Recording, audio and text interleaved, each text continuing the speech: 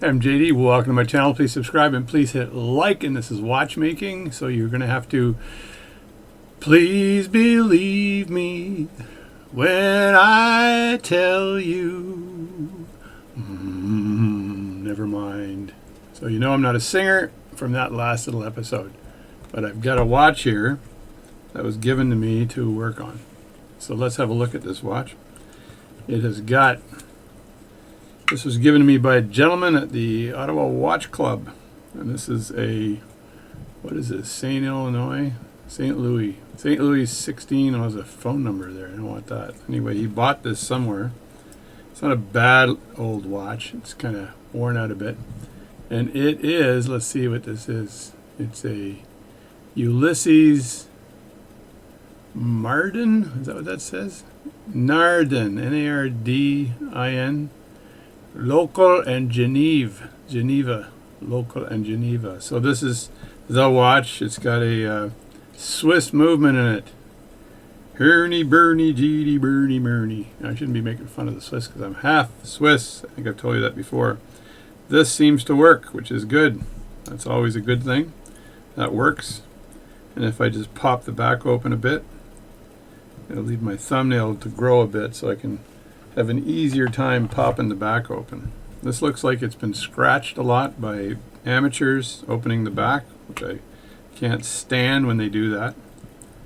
And there is the movement. Let's just turn this around the other way so we can see the serial number is, what is it, 662843, and the movement is, they're moving as close as I can get here. What is this movement? This is what I said before. I think it's a Nardin, L-O-C-L-E, Geneva, L-O-C-L-E, Geneva. And guess what the problem with this movement is? Let me get my Twizzlers out and show you quickly. Here is the problem with this movement. See that? That means the pivots are broken on the balance staff. And the gentleman who asked me if I could have a look at this, I think he expects me to cut a new balance staff for this. So this is what we're going to have to do. So I'm going to strip this down to the level where I can get at that balance staff, and then I am going to make a new balance staff for this watch. There you go. I think he had cleaned it already. I'm not sure, but let's just make that balance staff to start off with. And I should turn the hat guy off while I'm doing this so I can focus on my work. Now, to take the front cover off this watch is a little bit challenging. It didn't seem to want to just turn when I grabbed it, so, and I'm not sure if I've got to put it into a stand, but I'll just try this first and see if it moves. Sometimes the actual crystal will move and the watch won't. And is this a... This might not be one of those covers that you do that with. You may have to pop it off. Not sure yet. So always a challenge. There might be a groove right here. I'm not absolutely sure. I'm going to have to check and see, is that a groove or not?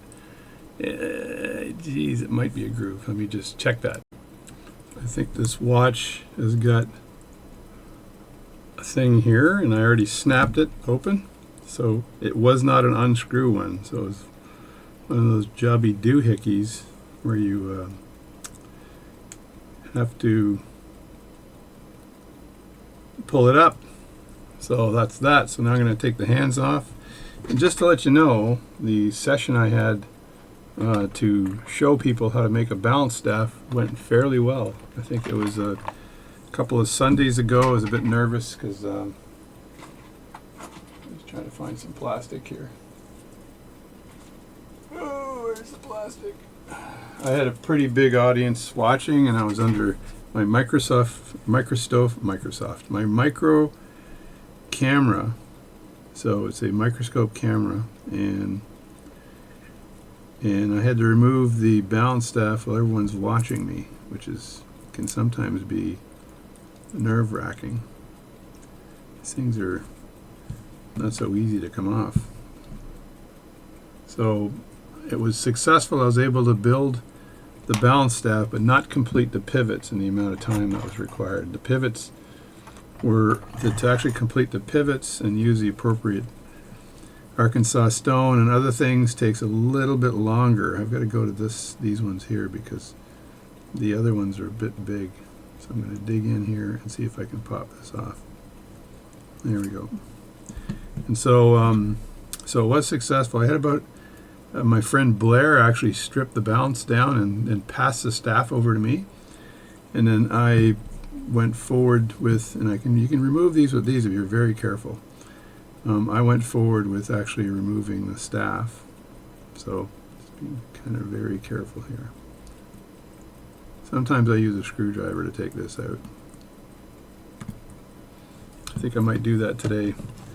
So I was able to remove the balance staff, or I was able to build up a new balance staff, which was kind of interesting, with everybody staring at me. So that was a job and a half, I got to tell you.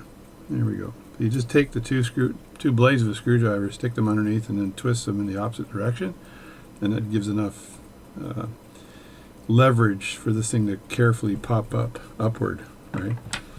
I just looked at one of those screwdrivers needs to be replaced. The blade, it's not as smooth as it was. It should be, because this is like a size 12 pocket watch. I think.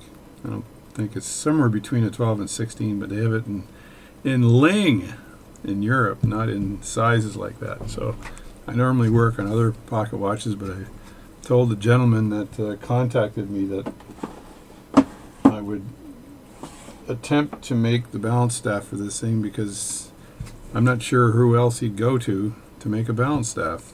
So there's not too many people that I know that can do that.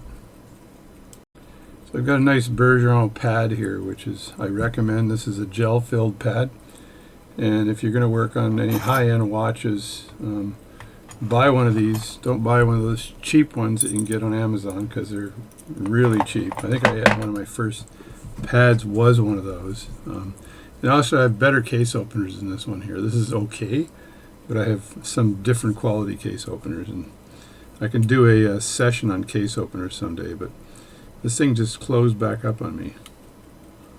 It was open, and then it decided to go to the closed position. And I don't think it was me that caused it. I trimmed my fingernails the other day for the guitar fingernails, and now I want them a little longer, because it's actually easier to do watch work when they're longer. So there we go. There's the guilty party.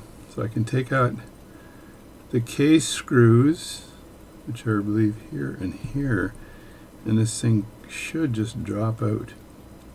With any luck at all, it's going to drop right out. So let's just loosen these case screws. I may have to get a bigger screwdriver to do this, by the way. No, that's good. That's one. The thing I don't like about the screwdriver is that the end doesn't seem to be as loose as I want it to be. That's one there.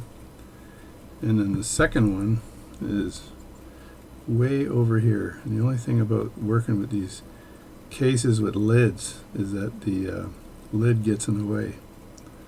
So you try to remove things and the lid's in the way. This video is only going to be taking off the balance and maybe stripping it. We'll see how far I get. And now this watch should go straight down. I got to get a glove on here. Now sometimes with these European watches, this screw right here relieves the stem from the watch, and the other watches you just pull it out after it comes out, kind of thing. But I'm sure that this will cause this stem to get out of the way. So let me just loosen that up, see if that worked. Look at that, and then the watch just falls right out. There's the stem. So you got a little screw there you got to pay attention to, and after you do that, screw it back in,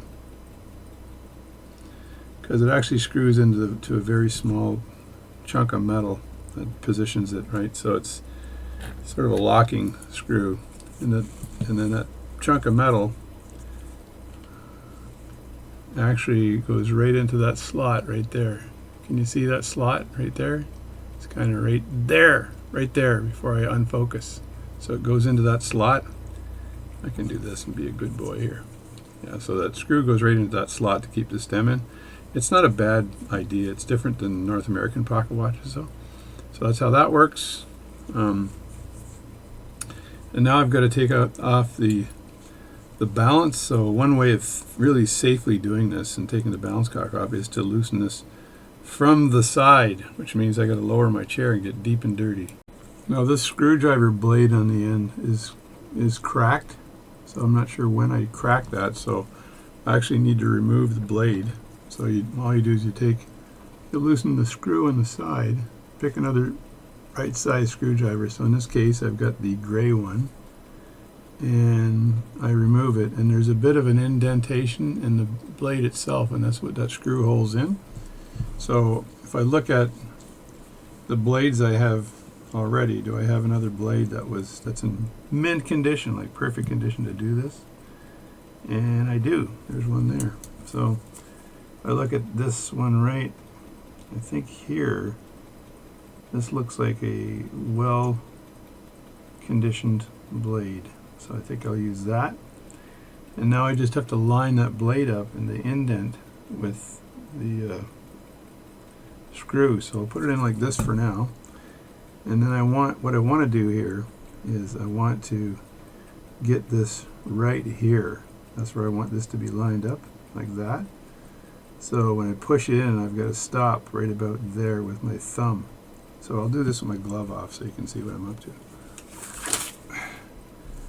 So, and these I demagnetized all my screwdrivers a while back, so hopefully it held.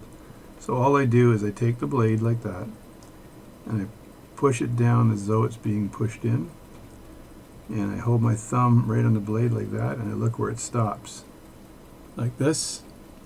And then so where that stops is as far as I want that blade to move in, and then the screw will hit the indent on the blade. So you do this, push it in like that, try to keep it centered again, and then stop it where your thumb is. So it's stopped now. And so when I screw this down, that should hit the indent. And you need that indent to give that blade strength. As you turn it, it'll stay in position, it won't rotate.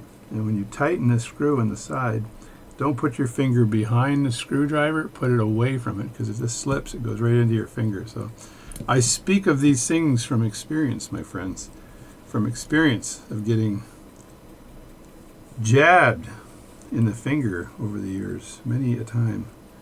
So thus I have learnt to keep my finger away and out of the way, because unlike other people, I like my fingers. They're my friends. Your fingers are your friends. So there we go. So that screwdriver's good. Now the question is, can I get enough angle here on this thing to actually remove or loosen the screw? And I have. So there we go. So it's getting loosened. I'll just get a little closer with this. That's like a Daffy Duck I just thought of it. Give me a close-up. Give me a close-up. This is a close-up. If you guys remember that. So here's the screw right here. So I just loosen that up just a bit. And then with your screwdriver or a stick, you can just poke this down. That's the stud for the hairspring. Now it's not going to go all the way down, but it should go down enough so when you loosen the balance cock, the hairspring, the whole balance cock can come straight up. Now I use a stick. This is a Bergeron stick that I use, and there's the Bergeron stick, and I say it's an MPT-1R. It's a 70-10 stick. So it's some fibrous material, plastic thingamajobby doohickey. And what I do is I'll hold the stick on this very lightly, like that, while I loosen this. So I'll often put this into a movement holder first before I do this crazy stuff, but this time I'm just going to lean it on the gel pad, because I have the face on still, like that. There we go. So there's the screw for the balance cock. Put that out of the way. And now there should be a groove in the back here. Did they put a groove in there for me? Oh yeah, it's pretty groovy. Pretty groovy.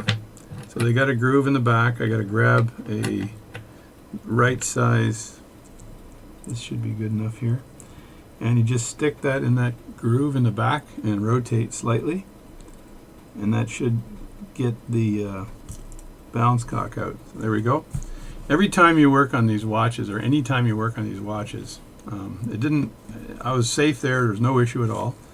But if you're working near the balance at all, stay away from the hairspring, because if you lose the hairspring on this watch, you've got to go source another hairspring, which is not an easy job. So when I lift this up, I notice that that stud still stays where it is, so I can grab a screwdriver like this and just poke that stud down.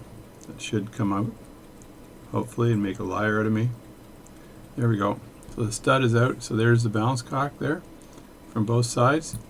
And now, just so you don't lose anything, you can take the screwdriver again and tighten this little screw in the end just a bit, just so it doesn't decide to go on a trip. And then later on, you can see it going through there. Later on, you can loosen that, and that should be fine. So there we go, that's that. Now, I can grab the balance out of here, and I can see right away that the upper pivot is broken. And the gentleman I was talking to didn't necessarily want this cleaned, but the lower pivot is also broken. So when you have a lower pivot that's broken, it's kind of a 5/10 of a chance, so 50% of the time, that lower pivot is actually sticking in the lower jewel. And I'm going to have a look and see if that's the case. So there's the balance that I've got to strip. And does it look like it has? Yeah, so the impulse jewel is on there. I'll just show you here. So we get the balance. It's a double roller, probably a single piece instead of two. Hopefully it is, because they're a little bit easier to work with. And there is an impulse jewel on the bottom, and there's the hairspring on the top. So I'll strip all this out in a second, but what I want to do first is really look down on this thing to see if that, yeah, if you look down on that jewel right here, I may have to turn the light off my camera off because it's just too bright. Too bright. It's my rap name. You see, does that make a difference? Does that make a difference? No, it's still shitty. I can see the remnants of a jewel pivot in the hole there, right there. There is a pivot in there, so you can take that out with Rodico likely. So I'm just going to grab a chunk of an old chunk of Rodico, the old piece of Rodico. You can grab a piece of Rodico here. I got a jar that I throw Rodico in occasionally, right? It doesn't have to be a new piece of Rodico, but just an old piece, because I likely, when I get this thing working again, will strip it down and clean it. So, but I want to make sure it works. So I just take the Rodico here and just stick it in here and see if it'll pull that pivot out for me. Is that pivot there? Is it there? Nope. You're a loser, buddy. You're a lahu zaher. Did I get it that time? Nope. Still a loser. Did I get it that time? Yes, I did. So if you look at the Rodico, the very tip of that Rodico, you can see a pivot. It's very small, but that's a pivot on the very end of that Rodico right there. So I apologize for the long fingernails, by the way. They look extra long when they're under camera. So anyway, there's that pivot, right? Now, I could keep that pivot and use it to size the pivot I need for the watch, but you know what? I do have pins that are used to measure the jewel hole size. So I'll probably use those pins, but I'll probably keep this pivot anyway, because it might be handy. It's so small, though, I don't think it's going to help me for sizing it. So that's that. So that's good. So now that's out. And now let me check the bounce cock, because it may also own a pivot. And it does. The pivot in this case is just resting against the jewel. So let's have a look at that. So come on, focus. It's not just a shitty car. Let me see. You're going to focus on it. There we go. There's some focus. You can almost see the pivot on the, if you're looking at the screen right now, it's at the 7 o'clock position. A little tiny chunk of metal called pivot at the 7 o'clock position. This camera usually focuses for close-ups nicely, so today it's got a personality. But there's that pivot. You can see it there again at the 7 o'clock position on screen. So I'm going to take that pivot and get rid of that as well. So that was likely snapped off as well. Let me just grab that pivot. And do I have it? Not yet. I'm not too concerned with this one here because I can... There, I think I got it now. Do I have it now? My God! This thing is so small, it may be jammed underneath the jewel. I think I'll deal with it later. So I can look at this under the microscope and figure this out later, but you got to remove those pivots from the holes. If you don't remove the pivots, then you're not going to be able to do the job. The job. So now I've got this done. I'll get this out of the way and get my bench block here, a little tiny mini bench block. And I got someone showing up at 3:30 to potentially buy an amplifier. Oh yeah, it's amplifier removal day today. I hate selling amplifiers, by the way. So this guy's awful lucky, because I would not normally sell an amplifier. Because someone told me you can never have too many amps. It was a chief engineer from Sikorsky Helicopter said that. You can never have too many amps. So to take the collet out, again, you can take 2 screwdrivers, you stick them underneath the spring, and I usually go on the side lower than the arms so I don't accidentally hit the spring. And you do it on both sides like that, and then you get it, kind of raise it up right here, and then you push down as you're twisting, and this way if it slips it doesn't go into the hairspring.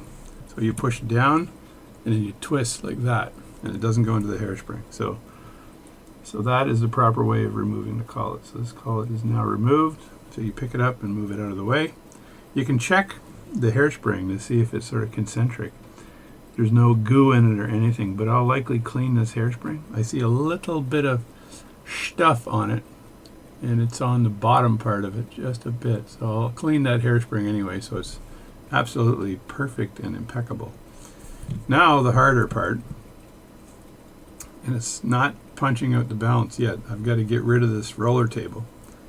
This is a little trickier because I'm not sure, I think it's one piece, but you really got to be careful that when you punch out the roller, you don't crack it, because you're not going to get another roller like that. And if I punch the roller out and cracked it, I'd likely have to make a new roller. Now that it's doable, but man, that's going to take me a couple of days to do that, and there's no way I could source this roller.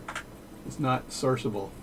So I got to be very careful, and to do this I use this tool here, which I've used for years. It usually is highly successful in removing roller tables. So grab the very carefully grab the balance, and this balance has got 2 types of material. So it deals with isochronism and in temperature variations, but the inside material looks like it might be a stainless steel or steel variant nickel material, and the outer is brass, and so they expand at a different rate, which prevents the watch from getting in trouble. So the question is, do I put it here or there? So let me go to the other one here, because this might be the correct one to use. So I just push that in as far as I can, and I want to be comfortable that this is going low enough. And right now, I think that the jewel is interfering with it going in. So what I'll do is I'll put it down, rotate it, pick it up again, and put it in, and the impulse jewel might not be in the way the second time. And this thing might slide down further, and it did. So there you go. It's still, I still like it to be a bit tighter in there, so I might look at my sorry about that. I might look at my staking set and see if I've got some beaver claws that'll get that a little tighter. So I'll get back in a second.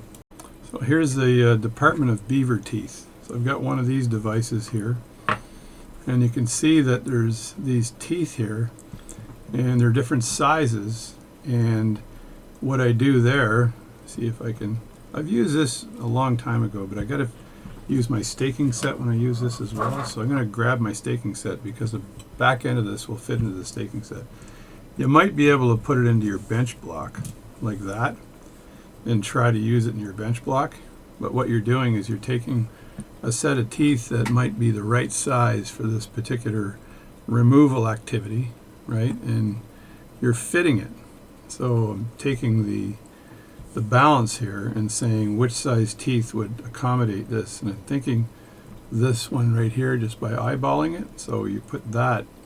These are threaded on the bottom, and those threads will grab the bottom of this, and then when you turn it like that, it screws down on it, and then as you grab this, you take this chunk of metal here and put it in the side like this, and then you turn this and the beaver teeth close. So we're going to try doing it. Maybe I can do it on the bench block here and not bother going high end here. So I'll find this one fits almost perfectly in this hole here. So this hole right there. So I'm just going to put this in here for now. And I'm going to grab the balance. Let me see if I can close this a bit first. So close this up like that, just a bit. And I want to grab that balance and try to avoid the, try to get it out first. Come on, get out there. And what I want to do is put this in here so that these teeth are on the other side, like that, right? So the teeth should be on this side. I'm going to just get a different camera angle for you here, because I think I got to loosen that up again. And let's just look down on the problem here, like that. Okay. So I'm going to loosen this up, like that. And I'm going to take this balance, and I'm going to avoid where the impulse jewel is. And the impulse, I can see where the impulse jewel is 90 degrees to the arm usually, and this time it's sort of not quite 90 degrees to the arm. So I can approach this little beaver tooth from the outside here and pray that it fits. So is that going to fit for me? I don't think so. Look at that. These Swiss movements are tight. Yeah, I don't think it'll fit. I'm looking at it and it looks it's a bit thick to fit in there. So that might be an issue. It might be doable from the side here though. Let me do this and then come in from the side and see if it fits here. No, darn it, this one doesn't fit.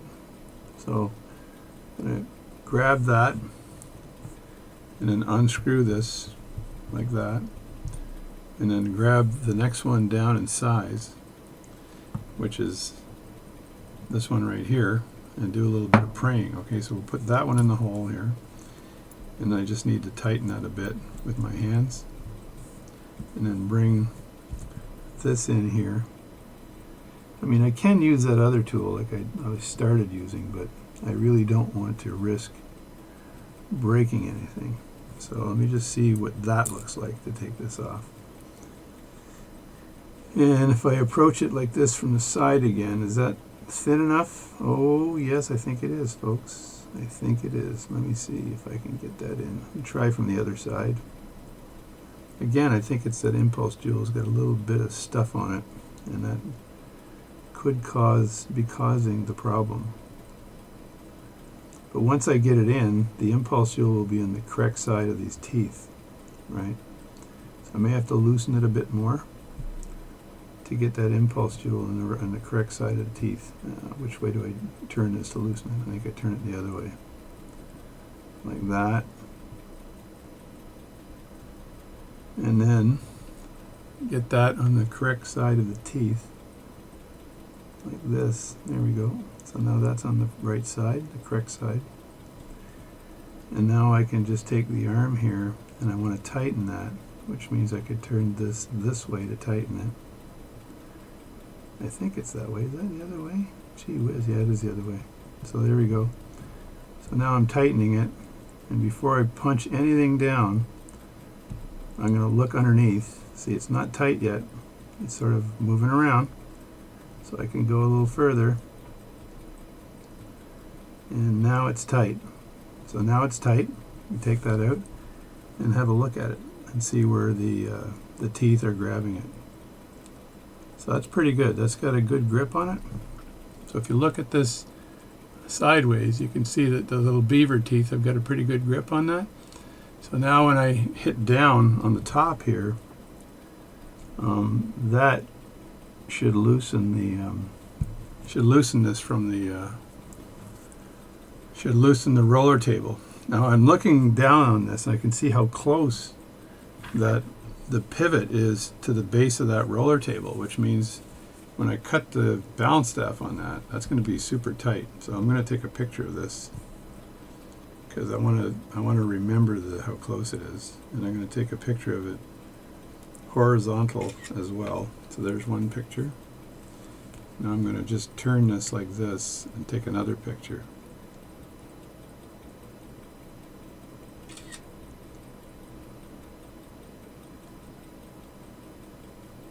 These are great photos for the video too, by the way, so I may just use one of these for the video. So I got to take a landscape picture. Where is that? There it is. And there we go. Phone's a bit slow. I think I need to reboot it. There we go. So there's the photos done. And now I want to find a punch that can punch from the top downward and not crack the roller table. So this is a tricky part now. I could use, I think I'm going to use, the punch from the other roller table removers and see if they clear. I think I'll try to use the smallest one I have, which would be second smallest, I think, which is this one here.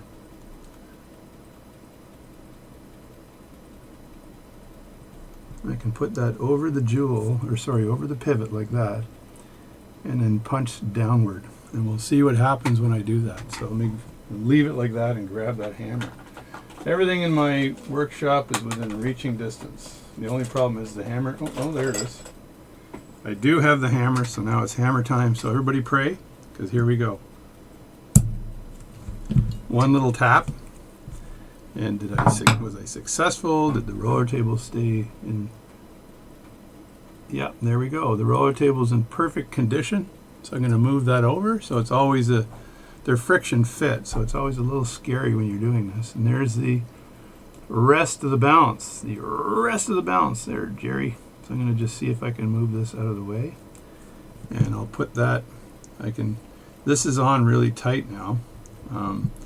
But basically you have to just put it in a looser one and use this to turn this, unscrew it basically right from here.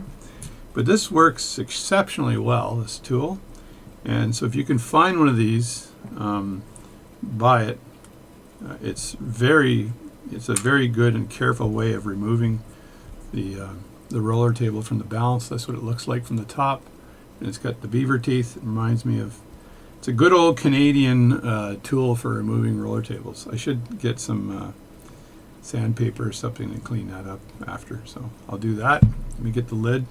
It's got a really nice wooden box, which I love. Those old vintage wooden boxes. It's probably got mold in it from John F. Kennedy, or not John F. Kennedy, I have to go back. Lincoln. Abraham Lincoln, the watchmaker. It was actually Frank Lincoln, Abraham's brother. So now I've got to take the balance and get that balance staff out of there and not lose that balance staff, because that's so critical to remake that. And I'm looking at it, and if you can see that balance staff there, you can see where the hub is on that is fairly thin. That's a fairly thin hub. And then that hub has got to be the right thickness for the roller table to be the right distance on that balance staff. Because the roller table, if I grab the roller table again, see if I can do this without dropping anything. So the roller table, I'm going to try to do this, fits on right there, like that. The other side, you dummy. It fits on right there like this, and it stops where that hub is. So, sorry, but let me just do this again and see if this works. There's a roller table, and it goes down like that. And it stops right where that hub is. So that hub has to be the perfect dimension or you're screwed. So that's the summary way of saying it. So here I've got tools. I should be able to punch this roller table out. or sorry, I should be able to punch this balance staff out without harming the arms here. So we're going to get that tool out and check it out. Be right back. Alright, so the first thing I do with this is make sure that I find the right hole. I know what direction I've got to punch it out. You make sure the lip of the balance itself is facing upward. And when you put this down, it's got to be absolutely flat, and it's not flat there, which means the roller table is riding on it, right? So go to the next one and measure that, and that looks like it's also not flat. It's just catching just a bit of the roller table, right? And you can look at it from an angle, and if you looked at it from an angle, you'd see the roller table resting in the hole. So I'm going to move it over again, and this one should be good. Yeah, there we go. So now that's perfectly flat. There's a little side shake there, but it's perfectly flat. So now I've got to grab my centering stake and throw that down, and then I look at the centering stake and get it as close to the tip of the pivot on the balance staff, and then tighten this just a bit like that, then pull it up, and then get rid of this. Just pick it up and move it out of the way, and then pull it back down again, and then loosen the back here, and that's going to center it. So do that, and then tighten it. Give it a good turn on that so it's nice and tight. So that's perfectly centered.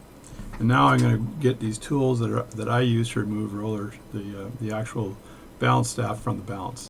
So here are the tools I use, and it's usually the smaller one, but what it does is it snugs the balance arms to the table here on the staking set and pushes down on them to provide, let me get the right one, so to provide a stability in the arms so that when you punch downward it's not going to break the arms, or bend the arms. So I want to put this back where this hole is. So since I have a shitty memory, I always do that. Sometimes I mark this with a marker or something. Just go back down with your centering stake and make sure that everything is kind of centered, right? And like that. And if you're good, you should be right on the right on the end of that. It's perfect, right? So now you don't need your centering stake anymore. You need to put this on. There's two of them here. One's larger than the other. I find that this one here, they both unscrew to get bigger, so you put the smaller one in usually, and then you're going to use one of these punches to punch out the balance. So when I look at the punches and look at the holes on the end, I see that this one here looks smaller. It's probably the one I'm going to use. So what I'm going to do is go down here like that again, and yeah, so that fits perfectly. So that is the punch I'm going to use. I actually had to make one of these punches for somebody, because they, including drilling the hole, because there's a hole in there to get the pivot out if you lose it, right? So actually this punch there isn't, because they're so damn small. But some dude in the US had this device. He had these, but he didn't have the punches. So I took basically a stake. I've got a bunch of spare stakes from a staking set.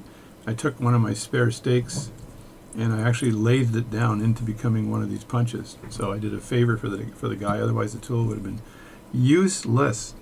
So what you do here is, this was described by Blair at the watchmaking session. So you put this over the top like that, nice and loose, and then just put the punch you're going to use down so you can align it just a bit. There, so now there's some stability there. And then you want to unscrew this so that it snugs up to the top of the staking set. There's usually enough real estate to allow you to do that. Hopefully I'm not lying today. I don't get to the end of it.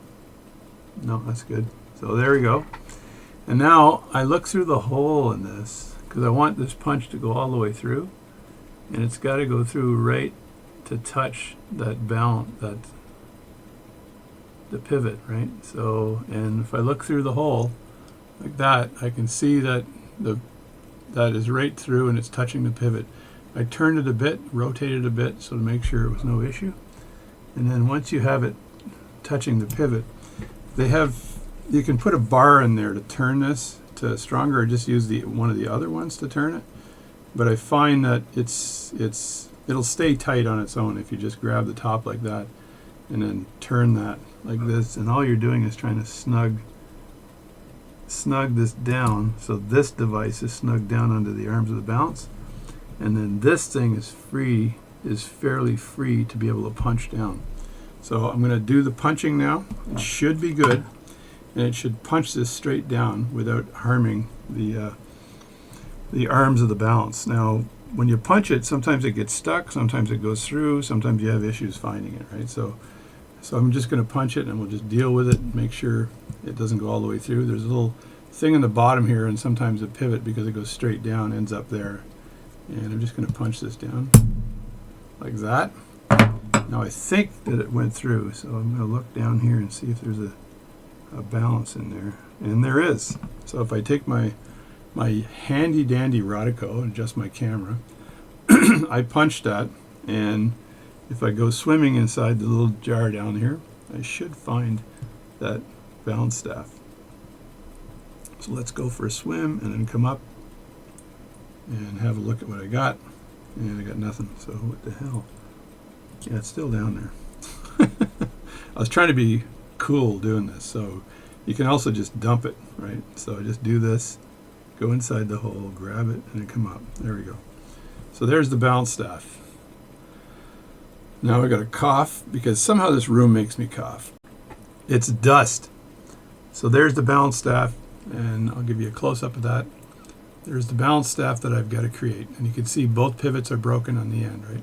Now, a gentleman in our watch club asked me, well, how do you know how long the pivot needs to be? Well, if you look at the coning of the pivot is around 1/3 of the full cone. So if you get cone pivot, 2/3 is the cone, 1/3 is the pivot, and it's coned that way because of geometry and strength in physics. You got to go do the chi-squared distribution of a third binomial integration of the Rubik's, of the plethora of a Fourier transform, and that'll get you the cone distance. What a pile of crap. So I want to be very careful and not lose this. I'm going to put this where the other parts are over here very carefully, and I almost hit something on the way, which you don't want to do. And now I can just relieve the pressure off the balance because I turn it counterclockwise to unscrew it towards the thing. So I should be able to turn it clockwise, and that should be able to take this very nice tool out, right? Remove the punch part, the stake part, and there is my balance, friends, and it's in mint condition. So you look at the balance, the arms are doing well, so I don't see any bend in the arms at all because I was able to flatten that against the metal and just punch down. So that's good, that's done. So it's stripped, and I'm just going to do this and rotate it while I'm holding the camera. I got many cameras in my studio here. So there we go. So there are the parts there, and it's all stripped, and I'm ready to actually make the balance. So let's get back to saying hi and bye. So one last thing is, don't forget to loosen this after you've punched it out, because sometimes I've left this tight and it's not going to harm it, I don't think, but don't forget to loosen this as you're trying to get your stuff all in order. So that's the gear that you saw earlier. Let me just move that camera around so it's easier to see this stuff, and it tends to be in the right place. There we go.